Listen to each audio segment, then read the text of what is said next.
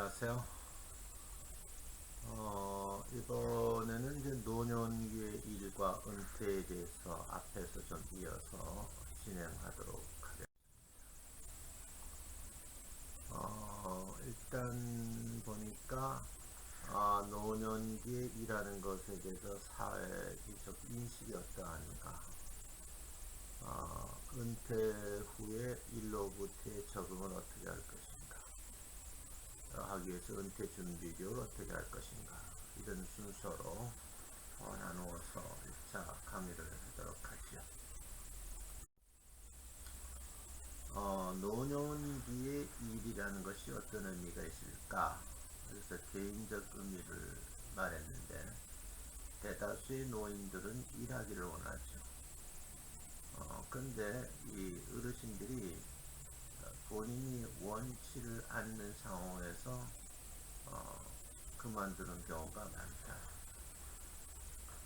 그래서 일에 대한 양가적 감정이 존재한다는 거예요. 계속 일하고 싶다, 노후 준비가 되어 있다면 편히 쉬고 싶다, 이런 이제 감정이 존재한다는 거죠. 그 다음에 계층이라든지 젠더에 따라서 달라지는 노년기의 일의 의미는 어떤 것일까? 일단 사회적 의미를 보면요, 건강한 노년 집단이 등장을 한다는 것이고, 이로 인해서 활동적 노화 패러다임이죠. 그래서 노년기 일에 대한 부정적인 시각을 갖고 있는 분들도 있지만 긍정적으로 생각하는 분들도 있다는 거죠. 노년기 경제활동을 생산적 노화, 성공적 노화, 이 주요 요소로 바라보는 시각이 좀 확대되고 있고, 이에 따른 일자리 정책의 변화, 은퇴자를 위한 일자리 경로의 다양화가 이루어지고 있다. 그래서 요즘에 그 KBS 방송국에서 나오는 8시간 드라마를 저희사람이 보기 때문에 보는데, 거기에 보면 이제 이런 생각을 하게 되더라고요. 그래서 노년의 삶은 어떻게 살 것인가, 또 유산은 어떻게 할 것인가, 이런 이제 생각을 하게 되는 나이가 되었어요. 다음에 노인 일자리 관련된 논쟁에 대한 얘기인데, 노인은 생산성이 낮다, 이 분야에도 3가지 관점이 존재하는데, 연령의 증가에 따라 생산성이 저하된다 하는 거죠. 그래서 연령 증가에 따른 손의 민첩함이라든지 반응의 속도, 지각 능력이 감퇴한다. 연령이 증가해도 생산성이 저하되지 않는다는 그런 주장을 하는 분들도 있어요. 생산성의 감퇴 정도는 업무 유형과 지능 유형에 따라서 다르다. 또 생산성 저하에 대한 증거 불충분하다고 주장하는 분도 있고요. 노인의 생산성이 낮다는 사회적 시각이 팽배하다. 그래서 노동시장의 참여에 장애 요인이 된다, 이렇게 보는 분도 있어요. 노인 일자리를 어떻게 보장을 할 것인가? 노인들이 이제 일자리를 계속 이렇게 차지하고 있을 때 청년 일자리가 감소하는 것은 아닐까? 그래서 이 세대 간의 일자리로 인한 갈등이 생기는 것은 아닐까? 그래서 노인 일자리의 보장은 청년 실업과에 결부되어서 세대 간 일자리 경합의 양상으로 해석이 됩니다. 세대 간의 일자리 경합은 이제 노동 총량설과 대체관계 가설에 기초한 주장이죠. 그래서 노동 총량설은 노동시장 내 일자리 총량은 고정되어 있는데, 세대 간의 그 일자리를 놓고 경쟁에 불가피하다, 그런 이제 설이죠. 대체의 관계 가설은 노동자가 고령에 진입하게 되다 보면 이제 생산적인 젊은 연령층으로 대체가 된다, 이런 얘기죠. 그러나 여기에 대해서 반론도 만만치 않아요. 그래서 노동 총량설에 대한 반박도 있고 대체가 과설에 대한 반박도 있다는 거죠. 어떻게 보면 기술 혁신 등을 통해서 생산성이 향상이 되면 전체 산출량이 늘어나고 그에 따라 다양한 일자리 창출이 가능하게 된다. 또 고령자 집단과 청년 집단의 노동 숙련도의 차이가 존재하기 때문에 두 집단은 대체 관계라기보다는 상호 보완적인 요소가 더 많다. 이렇게 설득력이 있죠. 그럼 은퇴 제도에 대한 건데요. 노동력 수요의 감소, 또 생산 기술과 지식의 발전, 생산 조직의 관리화, 노후 소득 보장제의 발전, 뭐 이런 것을 볼 수 있는데, 은퇴라는 개념이 등장하던 시기는 1889년 비스마르크의 노령연금 제도가 도입되면서부터요.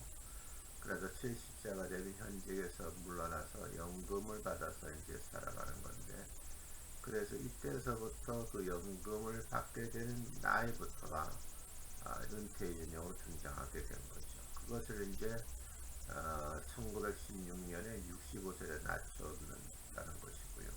지금 우리나라는 이걸 좀 늘리자 뭐 이렇게 주장하고 이제 저희 세대 같은 경우는 또 반대하겠죠. 이런 이제 어려움도 등장한다는 것. 은퇴 대중화라는 말은 1929년에 대공황에 따른 이제 사회보장법을 만들어져요.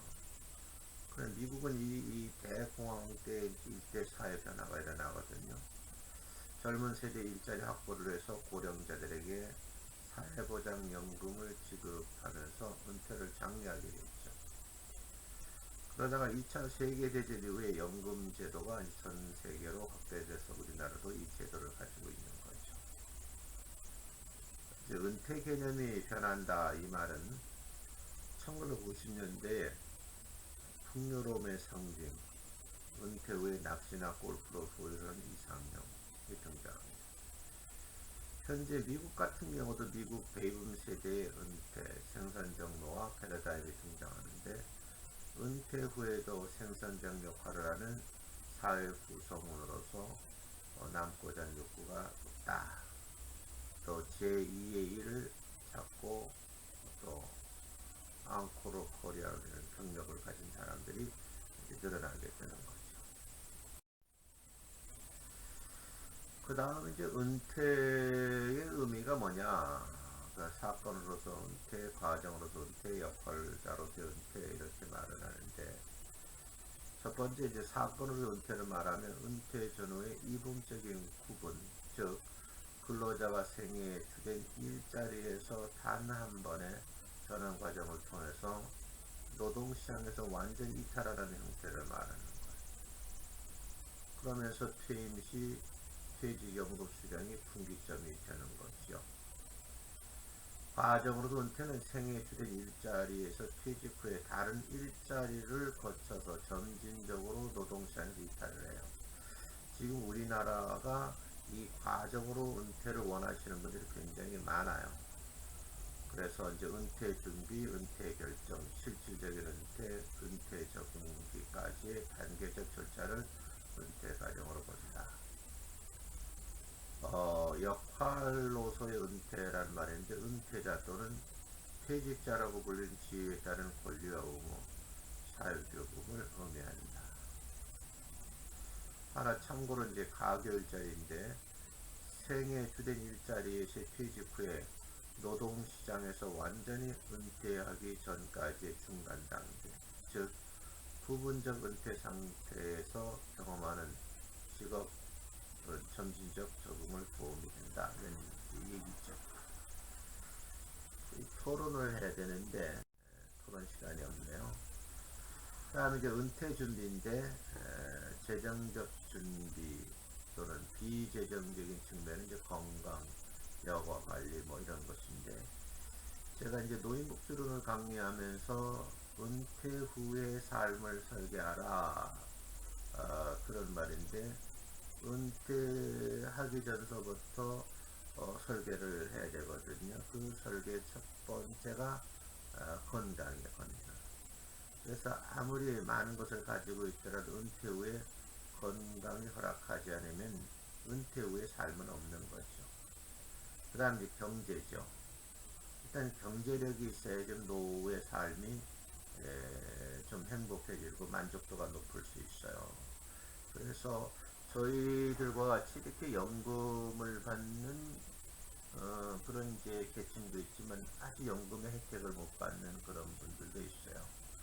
뭐 연금이라고 말하면 뭐 이제 우리가 군인연금, 사학연금, 공무원연금을 들고요. 또 일반 직장 다니는 사람 국민연금 들잖아요. 근데 실제 이 4대 연금에 들지 못한 분들도 의외로 많다는 거예요. 그래서 은퇴후가 불안한데 제 주변에는 70이 넘어서 80이 다 되는데도 아직까지도 건설 현장에서 일하고 있는 그런 어르신들도 있어요. 그래서 좀 안타깝죠. 그런 다음에 이제 은퇴 후의 삶의 질을 어떻게 관리할 것인가. 은퇴 후의 상황에 대한 사전 인식이 부족할수록 은퇴 적응이 어렵다 하는 연구 결과가 있어요. 그래서 우리가 이제 이렇게 은퇴에 관련된 지식적인 그런 이제 내용들을 배우는 것도 굉장히 중요하고, 또 배운 것을 이 내용을 접하지 못한 분들에게 가르쳐줄 의무도 있다는 거예요. 그래서 은퇴를 주는 노인들의 은퇴의 삶의 만족도를 한번 생각해보고, 신체, 정신, 건강 수준이 더 높다는 것도 여러분이 알아두셔야 돼요. 건강만 유지한다 그러면 숙련된 그런 이제 정신 세계에서 수준 높은 생활을 할 수가 있는 거죠. 그래서 여러분들 우리나라에서도 보면 이제 그 연세대 명예교수님 이제 김영석 교수님의 삶을 보면요, 정말 닮고 싶은 거예요. 100세가 됐는데도 불구하고 아직도 연예인 이제 현역처럼 왕성하게 활동도 하시고 또 강의도 하시고 집필도 하고 그러시잖아요. 또 여기 은퇴 준비에 영향을 미친 요인들이 있다 그러는데, 인구 사역적 특성, 성별, 연령, 교육 수준이 영향을 미친다는 것이고, 심리적 요인은 은퇴 후의 삶인 본인의 태도죠. 그리고 은퇴에 대한 지식 수준도 하나의 요인이고, 직업 관련 요인도, 근무 환경, 직무 몰입도, 직업 만족도, 이런 것이 은퇴 준비에 영향을 미치는 요인이다. 이렇게 보는 거죠. 은퇴 적은 이론들이 있어요. 그래서 이론은 한번 여러분이 슬쩍 이제 지나쳐 보시면 되는데, 역할 이론도 여러분 지속 이론 살펴보셔야 돼요. 이건 앞에서 다 이제 배운 내용들이니까 그냥 이런 것이 있다 하고 넘어갈게요. 단계 이론, 라이프 코스 관점, 이 부분은 좀 소개를 해야 될 것 같아요. 은퇴를 이제 생애 전이 개념으로 본 건데, 전의 맥락과 시간성, 생애 과정의 상호 우선성에 주목을 하고 있거든요. 자, 첫 번째 맥락이란 말은 은퇴 경험을 구체화하는 개인이 처한 환경. 또 시간성이라는 말은 은퇴 시기에 따라 은퇴 적응이 달라진다는 것. 생애 과정의 상호 우선성은 은퇴 경험과 적응이 중요하다는 타자의 영향을 주고받는다. 라이프 코스 관점이죠. 그 다음에 은퇴 적응 관련 요인인데, 은퇴 적응의 주요 내용을 보면 제가 주변에서 보면 경제적 변화된 적응이 중요한 축을 이루는 것 같아요. 그래서 뭐니 해도 일단 경제가 뒷받침되어야 된다. 은퇴에 따른 직장 동료의 관계도 단절되죠. 그래서 수적 경계가 없어지고, 사회활동 참여 저하로 인해서 사회관계만 축소가 이를 좀 어려움을 당하는 거죠. 제가 건보공단의 이제 여러분이 아시는 장기요양보험 관련 분야에 제가 이제 그 등급 판정위원으로 활동을 하잖아요. 그래서 매주 한 달에 2번씩 수요일 오후 5시 반 정도는 회의에 참석을 하게 되는데, 그 전에 이제 2주간 동안에 이제 많은 사람 등급 판정을 신청하게 되면 그 자료를 제가 인터넷상에 보고 이제 판정을 하는 거죠. 그래서 그래서 15명이 이제 판정을 하게 되면 그걸 전체 회의에서 결정을 하게 되는 것인데, 거기에 갔더니 이제 제가 아는 지인들도 있더라고요. 그래서 오래된 지인이신데 동장까지 하셨는데, 저를 만나면 그래요. 헤어질 때마다 교수님 취직시켜 주세요 그래요. 그러면 나이가 벌써 이제 공무로 퇴직은 62세면 퇴직을 하니까 그럼 벌써 이제 65세 정도 됐잖아요. 그런데도 불구하고 아직도 젊으시잖아요, 제가 보기에. 그러니까 앞으로 어떻게 보면은 이제 라이프 스타일을 이제 보면은 0세부터 30세, 31세부터 60세, 61세부터 90세, 이걸 세 단계를 간다고 하면 30세까지는 부모님의 영향으로 성장했고, 31세부터 60세까지는 어떤 개인 활동을 했잖아요. 부부에 있는 가정을 이루면서 이렇게 살아오셨어요. 그러니까 61세, 90세까지가 이게 가장 큰 관건인 거예요. 그 30년을 도대체 뭐하고 사느냐는 거예요. 그래서 이 은퇴 적응의 주요한 내용 우리가 한번 생각해 볼 필요가 있다, 그런 얘기예요. 그래서 노후의 삶을 설계할 때에 건강, 경제, 그 다음에 저는 여가라고 생각해요. 그래서 여러분이 여가 문화에 대해서 한번 생각을 해 보실 필요가 있어요. 그래서 여기 자아정체감을 지탱한 직업적 지위 상실로 인해 자존감이 낮아지고 이런 문제가 생긴다는 것이고, 시간이 많잖아요. 느그러난 여가 시간에 대한 것을 어떻게 보낼 것인가.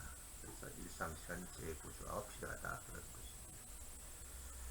그 다음에 은퇴 적응 관련 요인들을 보면 노동에 대한 가치관이 변하죠. 아주 소중하다는 걸 알게 되고, 자발적 퇴직 또는 직업에 대한 헌신, 사명감 정도, 직업의 만족도, 이런 걸 참고해 볼 수가 있고, 퇴직 후 생활 목표가 확실해지는 거죠. 그리고 퇴직 이후에 소득 보장 정도는 어떤 건지, 여가 문화를 즐길 수 있는지 없는지.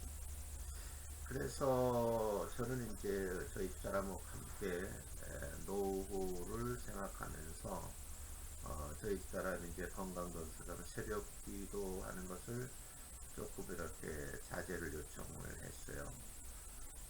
그리고 이제 또 몸의 건강에도 문제도 있고, 근데 무료하잖아요. 또 우울증 같은 거 걸릴까 좀 이제 걱정이 되고, 그래서 오늘도 악기 배우는 것을 권장을 했어요.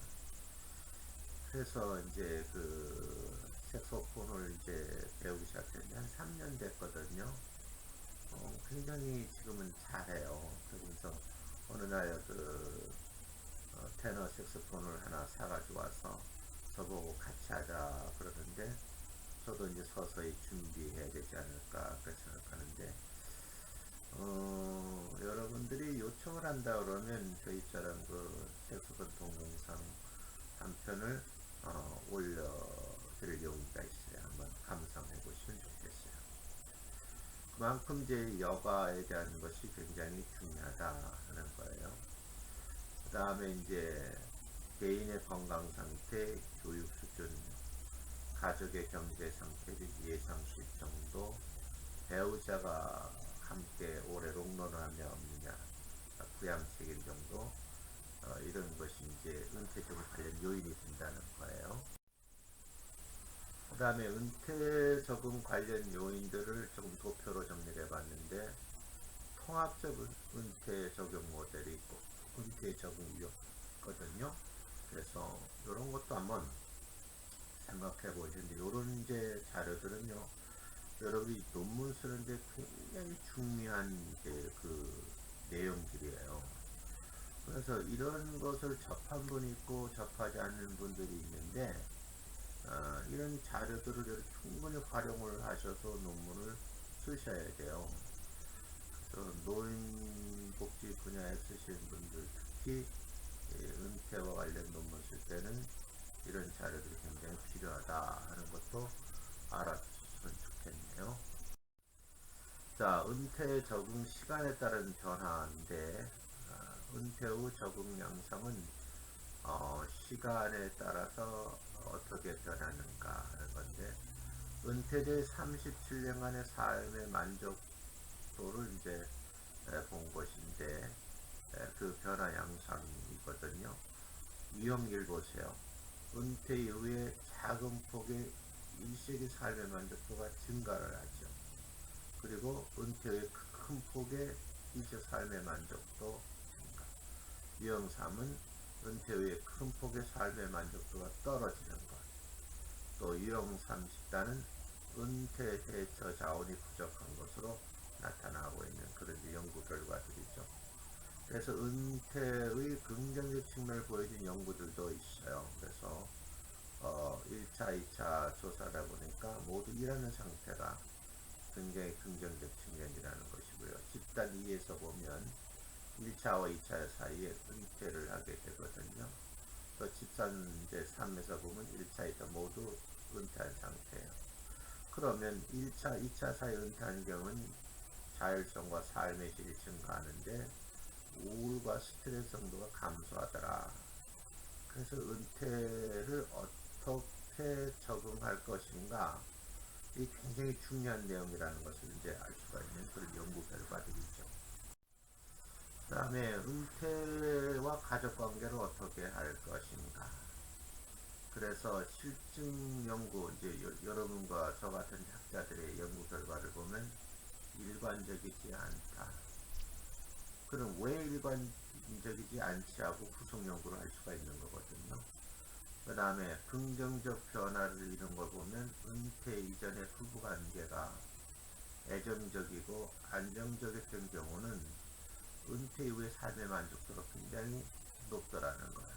그래서 지금 여러분과 제가 저는 가르치고 이런 배움의 기간이 있지만 박사 학위를 받는 것도 굉장히 중요하죠. 중요한데 문제는 부부 간에 애정이 식어지면 안 돼요. 그리고 그 관계를 안정적으로 유지를 하셔야 돼요. 지금 박사과정에 계신 이제 여성분들은 이런 과정을 공부할 수 있도록 배려진 남편에게 대해서 공부를 하고 집에로 돌아가면 굉장히 힘들더라도 차라도 한잔 타서 애정 표현을 하셔야 돼요. 또 남편인 경우는 허락을 했으니 아내가 허락을 했으니까 박사과정 공부하잖아요. 그럴 때 아내하고 대화 시간이 많이 줄어들잖아요. 그래서 양은 줄어들도 질적으로 애정 표현을 좀 하셔야 된다 하는 거 꼭 부탁드리고 싶어요. 부정적인 변화 같은 경우는 은퇴 이후에 결혼 만족도가 감소한다. 결과적으로 부부 갈등이 증가하게 되고 황혼 이혼으로 이어지는 이제 그런 안타까움이 있어요. 그리고 여기 이제 세 번째 변화가 없다. 그런데 본인과 배우자의 은퇴가 결혼 만족도에 미치는 영향이 유의미한지 무의미한지, 그래서 그런 이제 어떻게 판단하기 어렵다는 거죠. 남편과 아내에게서 은퇴 적응은 상이한 경험은 지금까지 못해봤던 경험이잖아요. 남편 같은 경우는 자기 돌봄을 포함한 적극적 가정 역할 수행이 욕구가 되고, 아내 같은 경우는 남편 은퇴가 소득이 반으로 줄고 돌봄은 2배로 나가는 현상이 일어나는데, 이때 남편과 아내가 많은 대화를 통해서 역할을 좀 나누어 가져야 되고 서로에게 깊은 내면적 얘기를 해야 되지 않을까 그런 생각을 해요.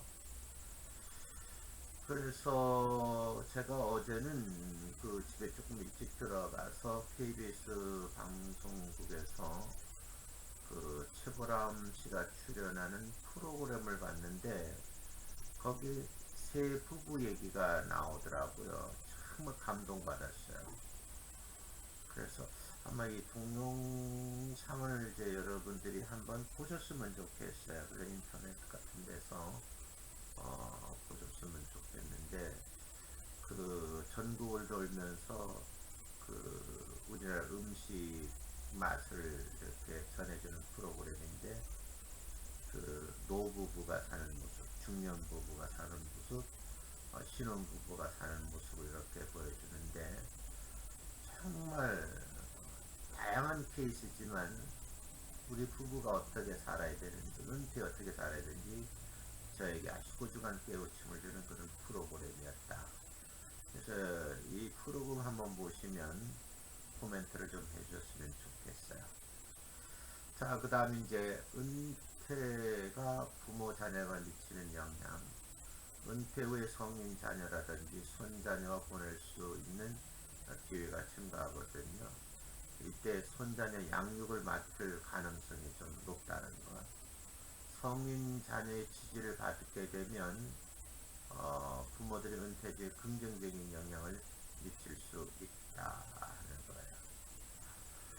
한번 참고해 보셨으면 좋겠어요. 그 다음 은퇴 준비 교육 필요성. 왜 은퇴 준비 교육을 미리 해야 되느냐. 그래서 여러분들 이제 노인복지 쪽을 우리가 한번 이렇게 세미나를 통해서 보면서 평생 직장 개념의 기초에서 일 중심의 생애 과정을 살아온 한국인에게는 은퇴 후에 적응하기도 어렵고 살아가는 게 벅찬 거예요.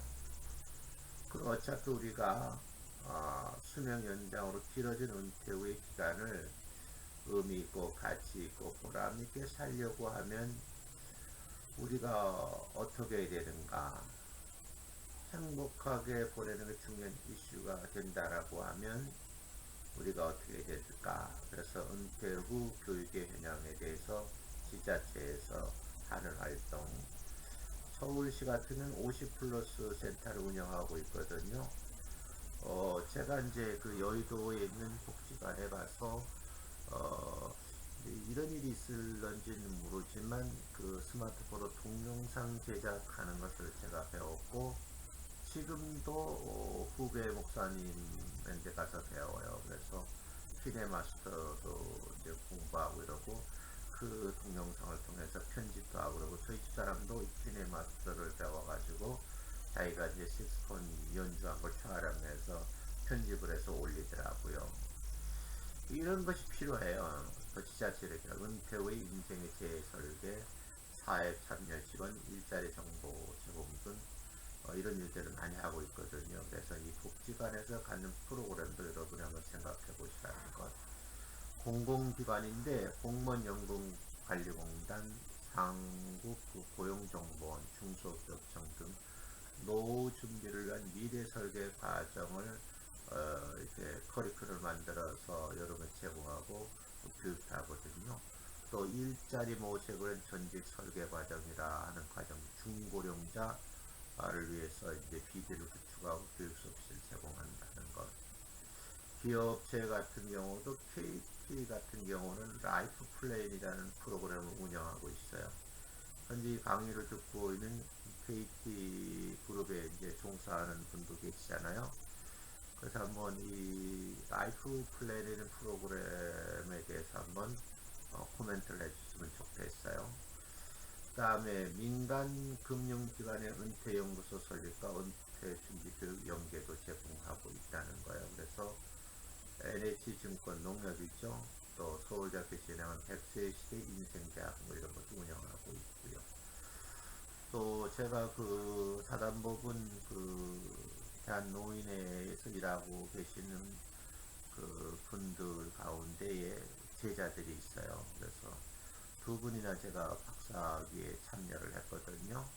그래서 이분들이 이제 부영그룹하고 관계돼서 저 덕유산에 아주 거대한 건물을 지어놨는데 전국에 있는 노인회장님 다 모셔서 강의를 냈어요. 그래서 경기대학에 계셨던 대학원장 하셨던 분하고 저하고 가서 강의도 하고 이랬던 기억이 있고, 한번 제가 그 강의했던 내용보다는 그때 찍은 사진이 있으면 한번 찾게 되면 제가 몇 카톡 올려드리도록 할게요. 그 다음에 대학에서도 대학의 교수님이 연구 결과를 사회에 환원하기도 하고, 지역사회 구성원들에게 수업을 제공해서 본 교재도 그렇고 제 강의 내용도 이런 거 일환이죠. 평생교육 차원에서도 하고 있다. 서울대학교 같은 제3기 인생대학이라는 프로그램도 운영하고요. 방송통신대학교도 프리미엄 칼리지라서 제2인생 설계 과정 개설을 하고 이 동영상 강의가 진행되고 있어요. 한번 보실 필요도 있는 것 같아요.